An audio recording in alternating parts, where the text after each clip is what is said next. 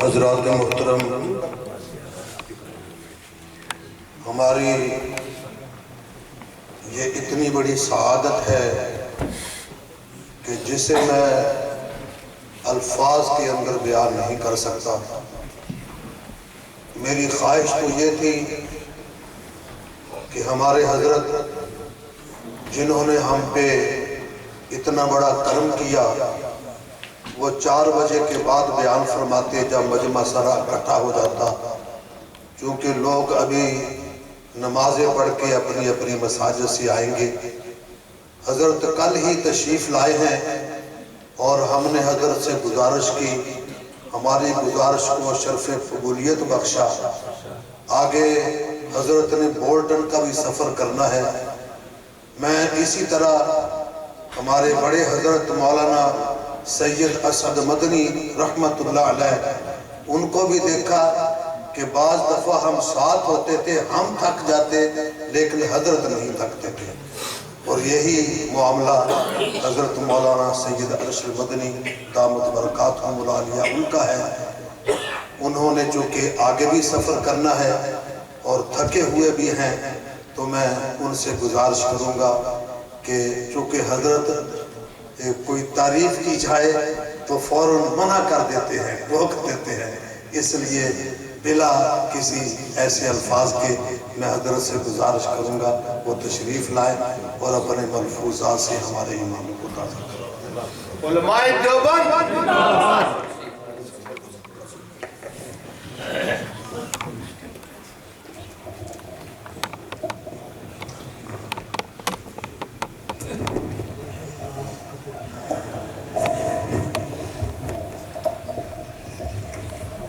بسم اللہ الرحمن الرحیم۔ الحمد للہ نحمده ونستعینه ونستغفره ونؤمن به ونتوکل علیہ ونعوذ باللہ من شرور انفسنا ومن سیئات اعمالنا، من يهده الله فلا مضل له ومن يضلل فلا هادي له، ونشهد ان لا اله الا الله وحده لا شريك له، ونشهد أن سيدنا ومولانا محمدا عبده ورسوله۔ أما بعد، صدر محترم، علماء کرام اور معزز حاضرین جلسہ، جس مبارک عنوان اور جس موضوع کے ماتحت اس جلسے کو بلایا گیا ہے، میں اس موضوع کے انتخاب اور اس اجلاس کی غرض و غایت پر آپ حضرات کو مبارکباد دیتا ہوں۔ نبی کریم علیہ السلام نبوت کی زندگی آپ کی، جس کی ابتدا 40 سال کے مدت پہنچنے کے بعد ہوئی اور 63 سال پر آپ سے پردہ تشریف لے گئے، یہ کل 23 سالہ دور نبوت ہے۔ اللہ تعالیٰ کو منظور تھا کہ 23 سال میں دنیا کا سب سے کامل و مکمل آسمانی مذہب پایہ تکمیل کو پہنچ جائے گا۔ چنانچہ جب پایہ تکمیل کو پہنچ گیا تو نبی کریم علیہ السلام کے سامنے ایسی علامات آنے لگیں کہ اب آپ اپنے رفیق اعلیٰ سے جا ملیں گے۔ آپ حج کے لیے تشریف لے گئے۔ عبادات کے اندر سب سے آخری عبادت جو فرض ہوئی وہ حج ہے۔ آپ نے اعلان فرمایا کہ میں اب حج کے لیے جا رہا ہوں۔ صحابہ نے ہزاروں نمازیں آپ کے پیچھے پڑھی تھیں، تقریباً 9 رمضان آپ کے ساتھ گزارے تھے، جانتے تھے کہ کس طرح نماز پڑھی جائے گی، کس طرح روزہ رکھا جائے گا۔ رسول اللہ صلی اللہ علیہ وسلم کو نماز پڑھتے دیکھا تھا، روزہ رکھتے دیکھا تھا، حج کرتے ہجرت کے بعد نہیں دیکھا تھا، یا یوں کہیے کہ فرض ہونے کے بعد حج کرتے ہوئے نہیں دیکھا تھا۔ جب مکہ فتح ہو گیا اور کعبۃ اللہ حکومت اسلامی میں آ گیا، تو اب نبی کریم علیہ السلام نے پہلے سال حج نہیں فرمایا۔ ابو بکر صدیق رضی اللہ تعالی عنہ کو امیر حج بنا کر بھیجا، حضرت علی کرم اللہ وجہہ کو بعد میں۔ جو صورتحال تھی، جو معاہدے تھے، ان معاہدوں کے سلسلے میں سورہ برات میں جو اللہ نے حکم دیا ہے اس کے مطابق اعلان کرنے کے لیے بھیجا۔ اور سن 10 کے اندر فتح مکہ کے 2 سال کے بعد اللہ کے نبی نے ارادہ فرمایا، تو چونکہ آپ یہ جان رہے تھے کہ یہ پہلا اور آخری حج ہے فرض ہونے کے بعد میرا، اس لیے صحابہ کی ایک بڑی تعداد ہونی چاہیے جو حج کے ارکان کو دیکھ لیں، کہاں کیا عمل حج کا کیا جا رہا ہے سمجھ۔ نبی کریم علیہ السلام مدینہ منورہ سے صحابہ کی بڑی تعداد کے ساتھ نکلے۔ صحابہ دیوانوں کی طرح دائیں بائیں آگے پیچھے، اور شور مچ رہا ہے لبیک اللہم لبیک۔ یہ قافلہ ہے اور ایسا مبارک قافلہ ہے کہ جو لوگ اس قافلے کے اندر شریک ہیں، ہمارا ایمان اور عقیدہ ہے کہ اب رہتی دنیا تک اتنے پاک باز لوگ پیدا نہیں ہوں۔ پھر اس قافلے کی بلندی کا یہ حال ہے کہ خود قافلہ سالار نبیوں اور رسولوں کا سردار حضرت محمد صلی اللہ علیہ وسلم ان کے ساتھ ساتھ ہے۔ جو لوگ مدینہ منورہ نہیں آ سکے وہ راستوں میں انتظار کے لیے کھڑے ہیں کہ قافلہ گزرے گا اور یہ آپ کی ہم رکابی کا شرف حاصل کریں گے۔ احادیث میں آتا ہے کہ 4 تاریخ کو ذی الحجہ کی یہ قافلہ اپنے سپہ سالار حضرت محمد صلی اللہ علیہ وسلم جو میر کارواں بھی ہیں ان کے ساتھ پہنچے۔ اب اللہ کا نبی صحابہ سے چل رہا ہے، حج کے ارکان کو ادا کر رہا ہے، اور بار بار کہتا ہے خذوا عنی مناسککم، خذوا عنی مناسککم لعلی لا احج بعد حجتی ہذہ۔ اے صحابہ میرے مجھ سے حج کے ارکان کو سیکھتے چلو، لیتے چلو، میں کس جگہ کیا کر رہا ہوں، کس وقت کر رہا ہوں۔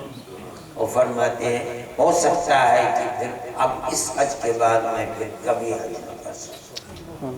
صحابہ کرام رضوان اللہ علیہم اجمعین دیوانوں کی طرح آپ سے حج کے طریقے کو سیکھ رہے ہیں اور سیکھتے چل رہے ہیں۔ آپ اگر حدیث کی کتابوں کو پڑھیں گے تو پتہ چلے گا کہ صحابہ نے کس غور کے ساتھ اللہ کے نبی کی اس ہدایت کے بعد آپ کے افعال حج کو دیکھا ہے اور محفوظ کیا ہے۔ صحابی کہتا ہے کوئی آپ کے تمام ارکان کے انا اعلم بصلاۃ رسول اللہ صلی اللہ علیہ وسلم، میں اللہ کے نبی کی نماز کیسی تھی اوروں کے مقابلے میں زیادہ جاننے والا ہوں۔ صحابہ اور تابعین اکٹھے ہو جاتے تھے، بتاؤ کیسے، وہ سناتے تھے اور اس کی تصدیق کرتے تھے۔ کوئی کہتا ہے انا اعلمکم بحج رسول اللہ صلی اللہ علیہ وسلم، اور پورے ایک ایک 2 1.5 صفحے کی روایت کو بیان کرتے چلے جاتے ہیں۔ نبی کریم علیہ السلام نے مینا کے اندر ایک تقریر فرمائی، صحابہ تو دیوانوں کی طرح جمع تھے، اور وہ تقریر کیا ہے اگر احادیث کو دیکھا جائے تو ایسا لگتا ہے کہ نبی کریم علیہ السلام نے جو سمجھ رہے ہیں کہ بس اب میں دنیا سے جانے والا ہوں، اس لیے کہ قرآن کی آیت نازل ہو چکی کہ آج ہم نے تمہارے دین کو مکمل کر دیا۔ آپ نے ایسا لگتا ہے کہ اس تقریر کے اندر 23 سالہ دور نبوت میں جو اہم تعلیمات تھی، جو سبق صحابہ کو دیے تھے، آپ نے مختصر انداز میں ان کو دہرا دیا۔ یاد کر لو، اب میں جا رہا ہوں، اور اس کے 2.5-3 مہینے کے بعد آپ اس دنیا سے تشریف لے گئے۔ آپ نے وہاں اس تقریر کے بعد صحابہ سے فرمایا الا حل بلغت، مجھے بتاؤ کہ کیا میں نے جو اللہ کی امانت میرے پاس تھی، دین محمدی، کیا میں نے وہ دین تم تک پہنچا دیا یا نہیں پہنچایا؟ صحابہ نے بیک زبان عرض کیا یا رسول اللہ بلا، آپ نے دین پورا پہنچا دیا۔ اللہ کے نبی نے انگلی اس طرح اٹھائی اور 3 مرتبہ فرمایا اللہم اشہد، اللہم اشہد، اللہم اشہد۔ اے اللہ ان کے گواہ بن جائیے، اے اللہ ان کے گواہ بن جائیے، اے اللہ ان کے گواہ بن جائیے۔ مطلب یہ ہے کہ جو امانت آپ نے میرے سپرد کی تھی، جن کو پہنچانی تھی، میں نے ان کو پہنچا دیا، ان کے علاوہ کوئی اور امین ہے نہیں۔ اس کا مطلب یہ ہوا کہ نبی کریم علیہ السلام مطمئن ہیں کہ میں نے اللہ کی امانت جو حقدار تھے ان کو پہنچا دیا، اور جو لوگ حقدار تھے ان سے آپ نے تصدیق کرا دی، اور تصدیق کرانے کے بعد اللہ کو گواہ بنا رہا ہے، اللہ آپ گواہ بن جائیے۔ کل قیامت کے دن میرا دامن بالکل پاک و صاف ہے، اور جو آپ نے مجھے دیا تھا، جن لوگوں تک پہنچانے کے لیے دیا تھا، میں نے رات اور دن جو محنت کر سکتا تھا وہ کر کے ایک جماعت ایسی پیدا کر دی کہ جو اس امانت کے اٹھانے اور تحمل کی اہل بن گئی ہے، اور وہ جماعت آپ کے سامنے ہے۔ وہ زبان سے اقرار کر رہی ہے کہ آپ نے ہمیں امانت پہنچا دیا۔ اے اللہ آپ گواہ بن جائیے۔ اللہ کو گواہ بنا کر آپ تھوڑے دن دنیا میں رہے، اس کے بعد پسے پر تشریف لے گئے، لیکن تشریف لے جانے کے بعد ایسی ایک جماعت بنا کر گئے ہیں کہ جو آپ کی شخصیت کے ارد گرد، آپ کے دین کے ارد گرد اتنا بڑا قلعہ ہے کہ جب تک وہ اپنی جگہ موجود ہے اور وہ لوگ ثقہ ہیں، عادل ہیں، اور ہمارا ایمان ہے کہ وہ قیامت تک پیدا ہونے والے ہر طبقے سے زیادہ بلند و برتر ہیں۔ جب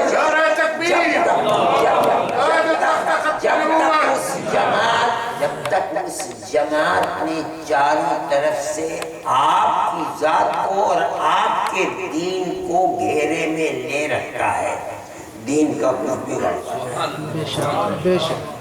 وہ اتنے بلند و برتر اور مضبوط پہاڑ ہیں کہ ان کے ہوتے ہوئے دین پر شمع نہیں مارا جا سکتا۔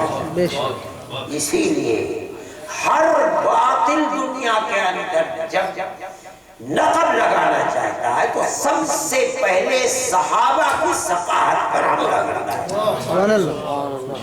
جب تک ان کی ثقافت پر حملہ نہیں ہوگا اس وقت تک دین کا کچھ نہیں بگڑ سکتا۔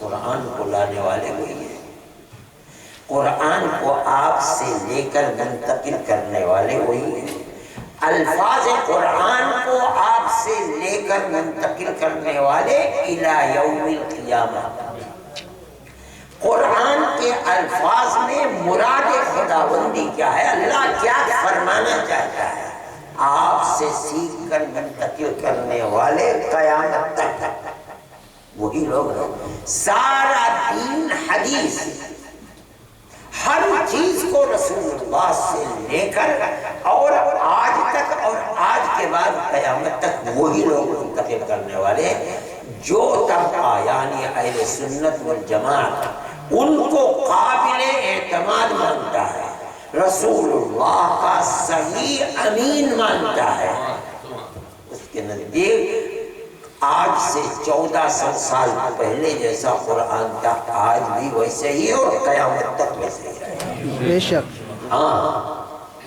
وہ لوگ جب ان کو ثقہ نہیں مانیں گے تو اس وقت دین کی دیواریں ٹوٹنے لگیں۔ اسی لیے علامات قیامت میں ایک حدیث میں نبی کریم علیہ السلام نے فرمایا اذا فعلت امتی 15 خصلة حل بها البلاء، میری امت جب 15 کام کرنے لگے گی تو امت پر رحمت کے دروازے بند ہو جائیں گے، مصیبتوں کے پہاڑ ٹوٹنے لگیں گے۔ تو صحابہ نے عرض کیا کہ یا رسول اللہ وما ہے، یہ کیا ہے، ہمیں بتائیے تاکہ ہم ان کے خلاف جہاد کرتے رہیں، اپنے معاشرے میں ان کو نہ گھسنے دیں، یعنی بالفاظ دیگر اللہ کی رحمت کے دروازے کو بند نہ ہونے دیں۔ تو نبی کریم علیہ السلام نے ایک ایک کر کے صحابہ کو بتلائی ہے۔ اس کے آخر کے اندر ایک چیز فرمائی، وہ بڑی اہم چیز ہے، فرمایا اور جب تم دیکھو وَلَعْنَ آخِرُ هَذِهِ الْأُمَّةِ أَوَّلَهَا، اللہ، جب امت کے بعد کے آنے والے بالکل جو چوٹی پر امت میں بیٹھتے ہیں ان کے اوپر لعنت بھیجنے لگے، سمجھ لو کہ اللہ کی رحمت کے دروازے بند۔ کیا مطلب؟ یہ دین قرآن اور جس دین کو میں لے کر آیا یہی تو اللہ کی رحمت کے دروازے کو کھولنے والا ہے۔ جب جو لوگ دین کو لے کر آئے ہیں وہی ناقابل اعتماد قرار دے دیے جائیں گے، بلکہ مشرک اور کافر اور فاسق اور فاجر العیاذ باللہ کہا جاتا ہے۔ اس کا مطلب یہ ہے کہ اب خدا کی رحمت کے دروازے بند ہوں گے۔ اگر وہ ناقابل اعتماد تھے تو کوئی بتائے قرآن کیسے قابل اعتماد ہو گیا؟ اگر وہی ناقابل اعتماد تھے تو بخاری، مسلم، ابو داؤد، ترمذی، نسائی، ابن ماجہ، موطا ان کی کیا حقیقت ہے؟ ان سب کی بنیاد تو صحابہ کرام رضوان اللہ علیہم اجمعین ہے، جنہوں نے رسول اللہ صلی اللہ علیہ وسلم کی زبان مبارک سے قرآن و حدیث کو سنا اور پتھر کی لکیر کی طرح محفوظ کر لیا، اور وہی لوگ ناقابل اعتماد ہوئے۔ دین کہاں سے محفوظ رہے گا؟ دین تو محفوظ نہیں رہ سکتا۔ اللہ نے اسی بنیاد کے اوپر قرآن میں رضی اللہ عنہم ورضوا عنہ اعلان کر دیا، وہ اللہ سے راضی ہے اور اللہ ان سے راضی ہے۔ اور ایک بات، ان لوگوں نے دین کو لیا، یہ اللہ کے نبی سے سب سے زیادہ اللہ کے بعد اللہ کے نبی ان کے محبوب تھے، ان سے محبت کرنے والے تھے۔ ہمارے دل کے اندر یہ جذبہ امڑتا ہے کاش کہ ہم مدینہ منورہ میں ہوتے اور ہم وہی مر جاتے اور وہی کی زمین کا پیوند بن جاتے جہاں ہمارے محبوب آرام فرمانے۔ ہونا یہ چاہیے تھا کہ جب اللہ کے نبی مدینہ منورہ میں پس پردہ تشریف لے گئے اور آرام فرمانے، ہر صحابی ہاتھ پیر توڑ کر یہی بیٹھ جاتا اب ہم بھی یہی مریں گے، اور کل کو قیامت کے دن اللہ کے نبی کے ساتھ یہی سے اٹھیں گے۔ یہ جذبہ ہونا چاہیے، مگر محدثین فرماتے ہیں کہ صحابہ میں مدینہ منورہ میں مر کر دفن ہونے والے کم ہیں، وہ مقابلہ ان کے جو باہر جا کر کے مرے ہیں۔ کیا مطلب ہے؟ مطلب ہے کہ ہر صحابی اس امانت کو جو اللہ نے نبی کو دی تھی اور نبی نے وہ امانت صحابہ کو دے دی اور یہ فرما کر گئے فَلْيُبَلِّغِ الشَّاهِدُ الْغَائِبَ، جو آج براہ راست مجھ سے لے رہا ہے دین کی امانت کو، وہ لے کر بیٹھ نہ جائے بلکہ ان لوگوں تک پہنچائے جو آج نہیں ہے۔ اور فرمایا کہ اگر کوئی شخص اس امانت کو لے کر بیٹھ جائے گا اور بتائے گا نہیں، پہنچائے گا نہیں، خیانت کرے گا، الجم بلجام من النار یوم القیامہ، قیامت کے دن جہنم کی آگ کی لگام میں لگائی جائے گی۔ صحابہ جو تھے اس امانت محمدیہ کو لے کر کے جو جہاں تک جا سکتا تھا چلا گیا، افریقہ کے جنگلوں کے اندر، اور اللہ نے ان کو اللہ کے نبی کے دیدار اور آپ کی صحبت کی بنیاد پر جو ان کو ان کے دلوں میں آگ رکھی تھی اور قبولیت عطا فرمائی تھی، قوموں کے قومیں، ملکوں کے ملک ان کے ہاتھ پر ایمان لائے۔ یہ ان کی عظمت تھی اور یہ عظمت قیامت تک کے لیے امر ہے۔ جو لوگ ان کو برا آج نہیں، اس زمانے میں بھی زمانے نبوت میں بھی ان کو برا کہا جاتا تھا، مخالفین اسلام کے آج ہی نہیں، اس زمانے میں بھی تھے۔ قرآن کہتا ہے وَإِذَا قِيلَ لَهُمْ آمِنُوا كَمَا آمَنَ النَّاسِ، جب ان کفار سے منافقین سے کہا جاتا ہے کہ آمنوا کما آمن الناس، جیسے لوگ ایمان لائے ہیں تم بھی ایمان لے آؤ۔ لوگوں سے کون مراد ہے؟ جو ایمان لائے۔ ایمان لانے والے کون لوگ؟ صحابہ۔ تو کیا مطلب ہے؟ جب ان سے کہا جاتا ہے کہ اصحاب رسول اللہ کی طرح ایمان لاؤ، تو کیا کہتے ہیں؟ کہتے ہیں انؤمن کما آمن السفہاء، کیا ہم اس طرح ایمان لائیں جیسے یہ پھیکلی عقل کے کم عقل بے وقوف لوگ ایمان لائے ہیں؟ کن کو کہتے تھے بے وقوف؟ اب دیکھیے اللہ کو کتنا برا لگا، کہا تو جا رہا ہے صحابہ کو، لیکن اللہ کو اتنا برا لگا، اتنا برا لگا کہ جواب کیا دیتے ہیں؟ پہلے آیا کان کھول کر سن لو، دیکھیے اندازہ دیکھیے، کان کھول کر سن لو، ان حرف تحقیق ہے، تحقیق یہی ہے جو میں کہہ رہا ہوں، کان کھول کر سن لو، امر محقق یہ ہے کہ ہم وہ، پھر ہم کے بعد ایک اور ہم لا رہے ہیں تاکید کے لیے، الا انہم ہم السفہاء، ہونا چاہیے تھا الا انہم السفہاء، نہیں کہہ رہے ہیں، فرما الا انہم ہم السفہاء، وہی۔ پھر جو عربی جانتے ہیں وہ جانتے ہیں، اصل یہ ہے کہ مبتدا معرفہ اور خبر نکرہ ہونا چاہیے تھا الا انہم سفہاء، اس کے بجائے تاکید لائے ہوں اور پھر اس کے بعد سفہاء کے اوپر الف لام لائے، یہ تاکید اور حصر کا وہ، ہاں وہی بے وقوف، تاکید پر انہوں نے تو ایک دفعہ کہا تھا انؤمن کما آمن السفہاء، اللہ فرماتے ہیں میں جو کہہ رہا ہوں کان کھول کر سنو، میں جو کہہ رہا ہوں وہی امر محقق ہے، وہی امر محقق، کیا وہی بے وقوف ہے۔ اچھا آگے چل کے اس سب سے آگے فرماتے ہیں وَلَكِنْ لَا يَعْلَمُونَ، کیا مطلب ہے؟ ارے بھائی اگر کوئی کھڑے ہو کر پیشاب کر رہا ہے اور وہ جانتا نہیں کہ پیشاب کر رہا ہے کھڑے، کیا کہو گے؟ پاگل ہے، یہی تو کہو گے۔ اگر کھڑے ہو کر پاخانہ کر رہا ہے اسے کچھ پتہ نہیں کیا کر رہا ہے، یہی تو کہو گے کہ پاگل ہے۔ قرآن کیا کہتا ہے؟ بے وقوف ہیں، بے وقوف ہیں بیوقوف اور انہیں پتہ بھی نہیں کہ وہ بیوقوف ہے، اس کا مطلب ہے بالکل پاگل ہی ماشاءاللہ پاگل ہے۔ سبحان اللہ کیا کہہ رہا ہے اللہ؟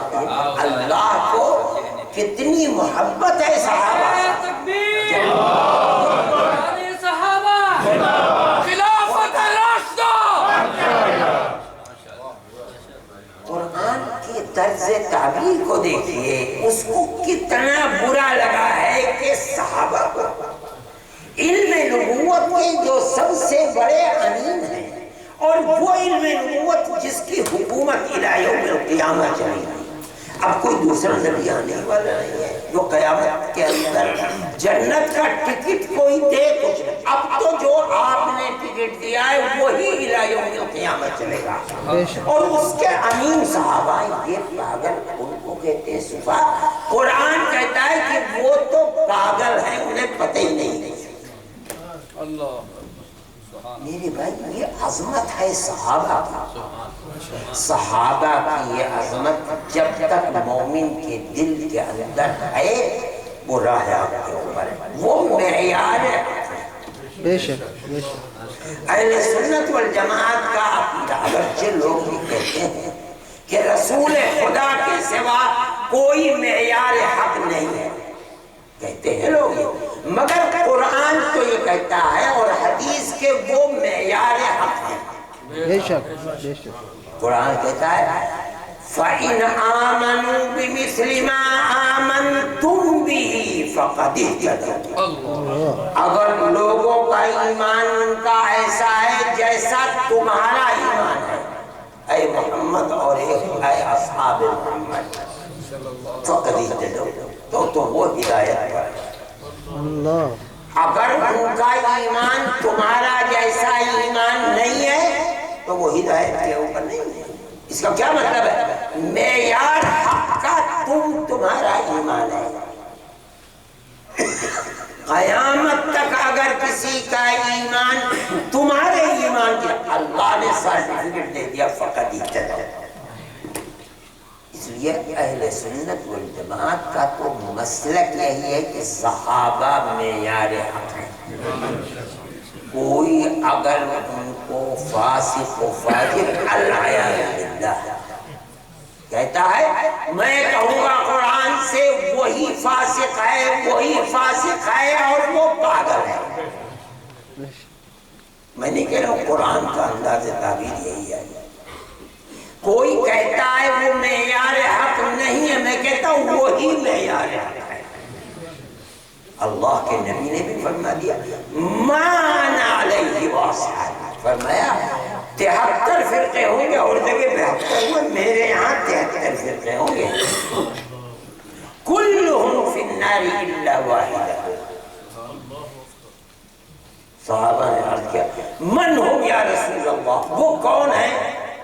اللہ کے نبی نے نہیں بتلایا۔ کون ہے کا مطلب تو یہ ہوتا کہ بھئی صحابہ ہیں یا تابعین ہیں تبع تابعین ہیں، کون ہیں؟ عرب کے لوگ ہیں عجم کے لوگ ہیں کہ نہیں فرماتے۔ جواب جو ہونا چاہیے تھا من ہم کا، وہ جواب رسول اللہ نے نہیں دیا، تو پھر کیا فرمایا کون ہے کون نہیں ہے اس کی کوئی بحث نہیں، عرب اور عجم کی بات یہ ہے وہ طریقے کو جو اپنائے گا وہی جنتی ہوگا، جو نہیں اپنائے گا وہ جہنمی ہے۔ وہ طریقہ کیا؟ ما انا علیہ واصحابی، جس پر میں ہوں اور میرے صحابہ۔ یہ کوئی بحث ہی نہیں کہ آج یا کل یا عرب یا عجم، اس سے کوئی بحث نہیں۔ بحث یہ ہے کہ جنت تک پہنچانے والی چیز جہنم سے بچانے والا راستہ ہے کیا؟ وہ ایک ہی راستہ ہے، چاہے کوئی اپنا لے، آج اپنا لے کل کو اپنا لے، 1400 سال کے بعد اپنائے، 2000 سال کے بعد آئے، عرب اپنائے یا عجم اپنائے، وہ ایک ہی راستہ ہے، اور وہ کیا ہے؟ رسول اللہ اور اصحاب رسول اللہ کا۔ رسول اللہ کیسے کہتا میرا راستہ نہیں فرمایا۔ جو لوگ سب سے پہلے امین ہیں اور جو اپنی موت سے پہلے اتنی مضبوط بنیاد بنا دیں گے اسلام کی کہ قیامت ہر باطل اکھاڑنا چاہے گا باطل مٹ جائے گا، مگر وہ تو بھی بنیاد اکھڑے گی نہیں۔ وہ کون لوگ ہیں؟ وہ صحابہ۔ اس لیے فرمایا یہ کہ صحابہ جس راستے کو اختیار کریں گے وہ میرا ہی ہوگا، مجھ سے ہٹ کر نہیں۔ یہ اتنی بڑی شہادت ہے کہ اس سے بڑی شہادت میرے بھائی، یہ صحابہ کی عظمت ہے، اور اتنی عظمت ہے کہ اس کو بے شمار کتابیں اور قرآن کی آیت پورا قرآن صحابہ کی صداقت، ان کی امانت پر بول رہا ہے۔ اگر ان کی امانت اور صداقت نہیں ہوگی تو قرآن کو اللہ کی کتاب کہنا اور جیسا نازل ہوا تھا ویسے ہی ماننا مشکل ہو جائے گا۔ اس لیے اہل سنت والجماعت کا تو عقیدہ ہے، ایمان ہے۔ ہمیں اس اپنے ایمان اور عقیدے کو اتنا عام کرنا چاہیے کہ موجودہ نسلیں نہیں جانتی کہ کیا اہمیت ہے۔ ان کو بتانا چاہیے کہ اس عقیدے کی اہمیت کیا ہے، بغیر اس عقیدے کے دین و ایمان اور قرآن محفوظ نہیں رہ سکتا۔ بے شک۔ میں پھر مبارکباد دیتا ہوں اور دعا کرتا ہوں کہ اللہ تعالیٰ اس اجتماع کو مقبول فرمائے اور اس عقیدے کو جو سلف صالح کا عقیدہ ہے الصحابۃ کلهم عدو، اللہ اس عقیدے کو مضبوط سے مضبوط تر فرمائے اور ہمیں اور ہماری آنے والی نسلوں کو اس کی حفاظت اور اس عقیدے پر قائم رہنے اور مضبوطی کے ساتھ پکڑنے کی توفیق عطا فرمائے۔ صلی اللہ تعالی علی خیر خلقہ سیدنا محمد وعلی آلہ وصحبہ۔ ماشاء اللہ۔